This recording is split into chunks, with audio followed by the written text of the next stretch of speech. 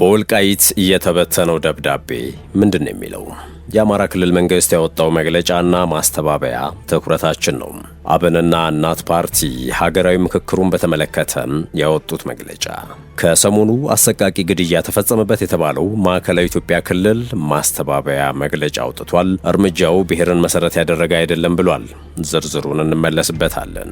በህወሓት ግብጽና ኤርትራ የሚደገፈው ጦር ግዛቶቹን እንደገና እያጣ ነው ተብሏል። ሆኖም የሱዳን ጦር አሁንም ምሽጉን እንደጠበቀ ነው ሲል አስተባብሏል። እየተቀያየረ ስለቀጠለው ጦርነት የተሰሙ መረጃዎችም ትኩረታችን ናቸው። ጤና ይስጥልን ውድ ቤተሰቦቻችን፣ የዕለቱ መረጃ ቅኝታችን በመግቢያችን ላይ ያነሳናቸውን ጉዳዮች እንደሚከተለው በዝርዝር ያስደምጣችኋል። እየሰማችሁን አብራችሁን ቆዩ ብለናል።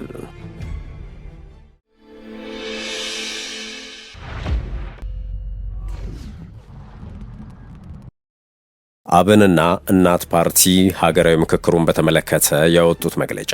እናት ፓርቲ የሀገራዊ ምክክር ጉባኤው የገዢው ፓርቲን ፍላጎት ለማስፈጸም ያለመ እንቅስቃሴ እየተደረገበት ነው በማለት የወነጀለበትን መግለጫ አውጥቷል። ፓርቲው ጉባኤው ኢትዮጵያን ለማጽናት ሳይሆን ዋና ዋና መገለጫዎቿ ለድርድር የቀረበበት መድረክ ሆኗል በማለት ተቃውሟል። በምክክሩ ላይ አብላጫ ቁጥር የያዙት የገዢው ፓርቲ አባላትና ደጋፊዎች ናቸው ያለው ፓርቲው ሂደቱ ቀድሞ የተወሰነ ውሳኔን በሀገራዊ ምክክር ስም ቅቡልነት እንዲኖረው የማድረግ ስራ ነው በማለት አጣጥሎታል። አብን በበኩሉም በምክክር ጉባኤው በታዩ ግድፈቶች ላይ የሀገራዊ ምክክር ኮሚሽን አፋጣኝ ማስተካከያ ካላደረገም ራሱን ከጉባኤው እንደሚያገል ገልጿል። አብን ጉባኤው ከተጀመረ በኋላ አዳዲስ ተመካካሪዎች ግልጽ ባልሆነ መንገድ መጨመራቸው፣ የገዢው ፓርቲ አመራሮች በተለያዩ የስራ ቡድኖች እየገቡ ጫና መፍጠራቸውና የአመካካሪ ቡድኖች ገለልተኛነት ማጣት ሂደቱን አደጋ ላይ ጥሎታል በማለት ስጋቱን መግለጹን ለኮሚሽኑ በጻፈው ደብዳቤ ገልጿል። ፓርቲው የአዲስ አበባ አጀንዳ አዲስ ሀገራዊ ውጥረት ሊፈጥር ይችላል በማለት ከምክክሩ እንዲሰረዝ፣ አዳዲስ ተሳታፊዎችን ማስገባት በአፋጣኝ እንዲቆም፣ በጉባኤው ሂደት ላይ ገለልተኛ ኦዲት እንዲደረግና ገለልተኛ የቅሬታ ሰሚ አካል እንዲቋቋም ጠይቋል። ዋዜማ ራዲዮ እንደዘገበው በአዲስ አበባ ጉዳይ እየተመካከሩ የሚገኙ ተመካካሪዎችን እንዲሁም ጉዳዩን በቅርበት እየተከታተሉ የሚገኙ ወገኖችን እያነጋገረ የቀጠለው የአዲስ አበባ ሕጋዊ አቋም ጉዳይ እንዲያደር የሚጠይቁ አካላት መበራከታቸውን ምንጮች ጠቁመዋል። ለኮሚሽኑ ጥያቄ ማቅረባቸውን ይፋ ካደረጉ ፓርቲዎች በተጨማሪ በጉዳዩ ዙሪያ ከኮሚሽኑ ኮሚሽነሮች ጋር ለመነጋገር ለዛሬ ነሐሴ 7 ቀጠሮ የያዙ ፓርቲዎች መኖራቸውን ሰምቻለሁ ብሏል የዜና ምንጩም። ከፓርቲዎች በተጨማሪ የምሁራን ፓናል አባላትም ይህንኑ ጥያቄ ለኮሚሽኑ ማቅረባቸውን በመጠቆም ኮሚሽኑ እስካሁን ውሳኔ አለማሳለፉን ይፋ አድርገዋልም ተብሏል። እርምጃው ብሔርን መሰረት ያደረገ አይደለም።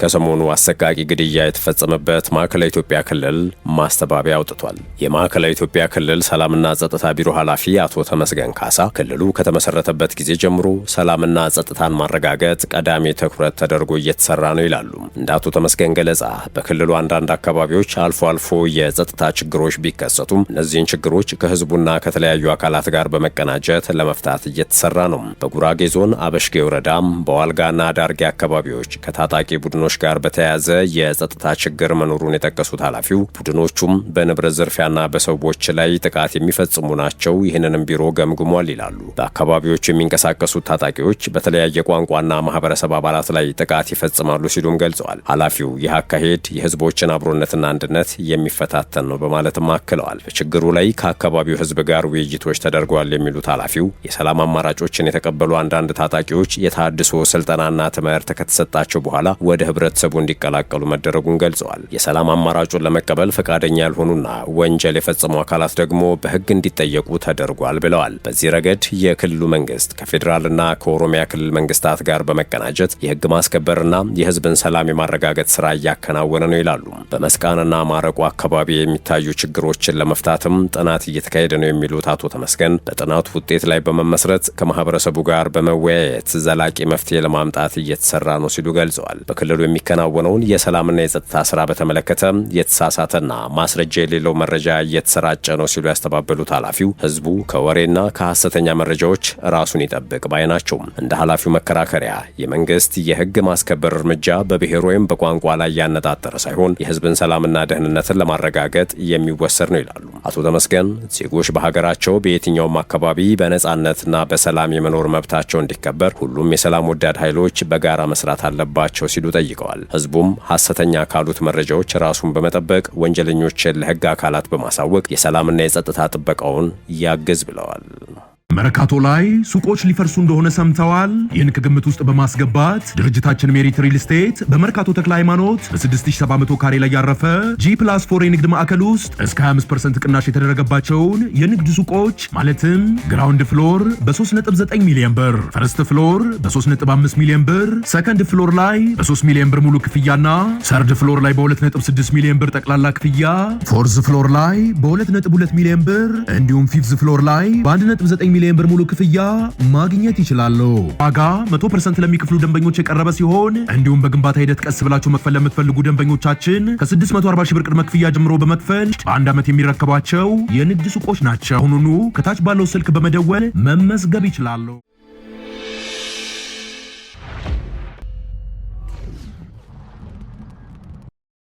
የሸገር ታይምስ ነው። የሰዓቱ የመረጃ ጥንቅራችን እንደቀጠለ ነው። በወልቃይት የተበተነው ደብዳቤ ምንድን ነው የሚለው? የአማራ ክልል መንግስት ያወጣውን ማስተባበያ ደግሞ እናስከትል። በአማራ ክልል ፖሊስ ኮሚሽን የትግራይ ተወላጆችን በተመለከተ ተጻፈ ተብሎ የሚዘዋወረው ደብዳቤ ሐሰተኛ ነው ተብሏል። የአማራ ክልል ፖሊስ ኮሚሽን ለወልቃይት ጠገዴ ሰቲት ሁመራ ዞን ፖሊስ መምሪያም በዞኑ የሚኖሩ የትግራይ ተወላጆች ላይ የተለያዩ ቁጥጥሮች እንዲደረጉ በደብዳቤ አዟል በሚል በማህበራዊ ሚዲያዎች ከሰሞኑ ሲዘዋወር ነበረ። ነገር ግን ይህ ደብዳቤ ሙሉ በሙሉ ሐሰት መሆኑን በተለያዩ መንገዶች ለማረጋገጥ እንደተቻለ ተዘግቧል። የአማራ ክልል ፖሊስ ኮሚሽን ስያሜውን ወደ አማራ ክልል ፖሊስ ዋና ጠቅላይ መምሪያ ከቀየረ ቆይቷል። ሐምሌ 30 ቀን 2018 ዓ.ም እንደተጻፈ የሚገልጸው ይህ ደብዳቤ ግን የተቋሙን የቀድሞ ስም የሚጠቀም በመሆኑ ደብዳቤው የፖሊስ መምሪያው ላለመሆኑ ግልጽ ማሳያና የመጀመሪያው ማረጋገጫ ነው ተብሏል። ደብዳቤው ላይ ፈርመዋል ተብሎ ስማቸው የተጠቀሰውና የመረጃና ክትትል መምሪያ ኃላፊ የተባሉት መንገሻ አውራሪስ ተቋሙን ከለቀቁ ሁለተኛ ዓመታቸውን ማስቆጠራቸው ደግሞ ሁለተኛው ማረጋገጫ እንደሆነ ተነግሯል። የአማራ ሚዲያ ኮርፖሬሽን ደብዳቤውም ሐሰተኛ መሆኑን ዘግቧል። ብሔራዊ ባንክ ባካሄደው ጨረታ $1 በ161 ብር ከ79 ሳንቲም ተሽጧል። በኢትዮጵያ ብሔራዊ ባንክ በተካሄደው የውጭ ምንዛሪ ጨረታ አንድ የአሜሪካን ዶላር አማካይ የጨረታ ዋጋ በ161 ብር ከ7994 ብር መድረሱ ታውቋል። ይህም በሰኔ 24 2018 ዓ.ም ከተካሄደው የምንዛሪ ጨረታ የ157 ብር አማካይ ዋጋ ሲነጻጸር የ3.1 በመቶ ጭማሪ አሳይቷል። ትላንት በተካሄደው ጨረታ በ2019-2020 በጀት ዓመት የመጀመሪያ ሩብ ዓመት ባንኩ በሳምንት 2 ጊዜ የጨረታ መርሃ ግብር ከጀመረ በኋላ የተካሄደ የመጀመሪያው ዙር ግብይት ነው ተብሏል። ብሔራዊ ባንኩም በጨረታው $125 ሚሊዮን ያቀረበ ሲሆን የተሳካላቸው ገዢዎች አማካይ ዋጋ 161 ብር ከ7994 ሳንቲም በዶላር ሆኗል። በዚህም መሰረት ለ$1 የተቀመጠው የመጫረቻ ወለል ዋጋ 161.0050 ብር የነበረ ሲሆን ከፍተኛው የጨረታ ዋጋ 163.9899 ብር፣ ዝቅተኛው ደግሞ 159.9825 ብር ነበረ። የዶላር አማካይ የጨረታ ዋጋ መጨመሩ ከፍተኛ የውጭ ምንዛሬ ፍላጎት በተመዘገበበት ወቅት ነው። ተሳታፊ ባንኮች በድምሩ $470.17 ሚሊዮን ጨረታ አቅርበዋል። ይህ አሃዝ በሰኔ 24 ከቀረበው $160.5 ሚሊዮን ጋር ሲነጻጸር በእጅጉ ልዩነት ያስመዘገበ ሲሆን የቅርብ ጊዜው ጨረታ በወቅቱ ከቀረበው የዶላር መጠን በ4 እጥፍ ገደማ በልጦ ተጠይቋል። በሰኔ 16 በተካሄደው ጨረታ ደግሞ አማካይ የ158 ብር ዋጋ ያስመዘገበ ሲሆን ባንኮች ለቀረበው $100 ሚሊዮን ከ236 ሚሊዮን በላይ ጠይቀው ነበረ። በመሆኑም የትላንቱ ጨረታ ዋጋ ከሰኔ 16 የጨረታ ዋጋ በ2.4 በመቶ ከሰኔ 24ቱ ደግሞ በ3.1 በመቶ ከፍ ብሏል። ብሔራዊ ባንኩ ከሰኔ 24 ጨረታ ጋር ሲነጻጸር የሚያቀርበውን የዶላር መጠን በ25 በመቶ ቢያሳድግም የጨረታ ፍላጎቱ ከአቅርቦቱ በላይ በመጨመሩ ከ28 ተሳታፊ ባንኮች ውስጥ 9 ብቻ የውጭ ምንዛሬ ድልድል አግኝተዋል። ብሔራዊ ባንኩም በቀጣይ ነሐሴ 20፣ መስከረም 4 እና መስከረም 18 የውጭ ምንዛሬ ጨረታዎችን ለማካሄድ መርሃ ግብር አውጥቷል። በእያንዳንዱ ጨረታ $125 ሚሊዮን የሚቀርብ ሲሆን በመጀመሪያው ሩብ ዓመት በአጠቃላይ $500 ሚሊዮን ወደ ውጭ ምንዛሬ ገበያው ለማስገባት ታቅዷል። የውጭ ምንዛሬ ጨረታዎቹም ብሔራዊ ባንኩ በሐምሌ 2016 ወደ ገበያ መር የምንዛሬ ተመን ስርዓት ከተሸጋገረ በኋላ ከተዘረጉት የውጭ ምንዛሬ ገበያ ማሻሻያዎች አንዱ ነው። ባንኩ ከዚያ ወዲህ በድርድር መርሃ ግብር የሚካሄዱ ጨረታዎችን ጨምሮ ሌሎች የገበያ አሰራሮችን በመጠቀም ለንግድ ባንኮች የውጭ ምንዛሬ አቅርቦት ለማሻሻል እየሰራ ይገኛል።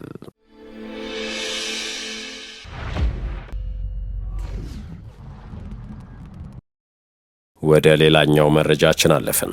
በሱዳን ብሉ ናይል ግዛት የፈጥኖ ደራሽ ኃይሉ አማጽያንና አጋሮቹ የጌሳን ከፊል ቦታዎችን መቆጣጠራቸው ተዘግቧል። የሱዳን ጦር አሁንም ምሽጉ እንደጠበቀ ነው ሲል አስተባብሏል። በከተማዋ ውስጥ ከፍተኛ ግጭት በታየበት ሁኔታ የሱዳን ጦር ኃይል በከተማው የሚገኘውን ወታደራዊ ዋናውን ካምፕ አሁንም በእጁ አድርጎ እንደሚገኝ የአካባቢው መገናኛ ብዙሃን ዘግበዋል ተብሏል። በሱዳን ህዝባዊ ነጻነት ንቅናቄ ሰሜን ታጣቂዎች የታገዘው ፈጥኖ ደራሽ ኃይሉ ከባድ መድፎችንና ድሮኖችን በመጠቀም በማለዳ ጥቃት ሰንዝሯል። ውጊያው በጦር ኃይሉ 13ኛ እግረኛ ብርጌድ ዋና መስሪያ ቤት አካባቢ ተከስቷል። ፈጥኖ ደራሽ ኃይሉን የሚደግፉ የሶሻል ሚዲያ ገጾች ታጣቂዎቻቸው በከተማ ውስጥ የሚገኙበትን ምስል ካሰራጩ በኋላ በአካባቢው ዋና ገበያ ውስጥ ዘረፋና ውድመት መፈጸሙን የአካባቢው ምንጮች ገልጸዋል ተብሏል። የሱዳን ጦር የድሮን ጥቃቱን አጠናክሮ በመቀጠል አመፀኞቹ አዲስ ከተቆጣጠሯቸው በርካታ ቦታዎች እንዲያፈገፍጉ አድርጓል። በዓለም አቀፉ የስደተኞች ድርጅት መረጃ መሰረት በግጭቱ 2500 የሚጠጉ ሰዎች ከቀያቸው ተፈናቅለዋል። ይህ ጥቃት የሱዳን ጦር በቅርቡ በኮርዶፋንና ዳርፉር ያቀዳቸውን ስኬቶች ማለትም ጃብራኤል ሼክን፣ ካርቱምና ከሰሜን ኮርዶፋን ጋር የሚያገናኘውን ስትራቴጂካዊ የውጭ ንግድ መንገድን የመሳሰሉትን ነፃ ማውጣቱን ተከትሎም የተሰነዘረ ነው። ውድ የሸገር ታይምስ ቤተሰቦች የሰዓቱ የመረጃ ጥንቅራችን አበቃ። ስለተከታተላችሁን ከልብ አመሰገንን። በያላችሁበት ሰናይ ጊዜን ተመኘን።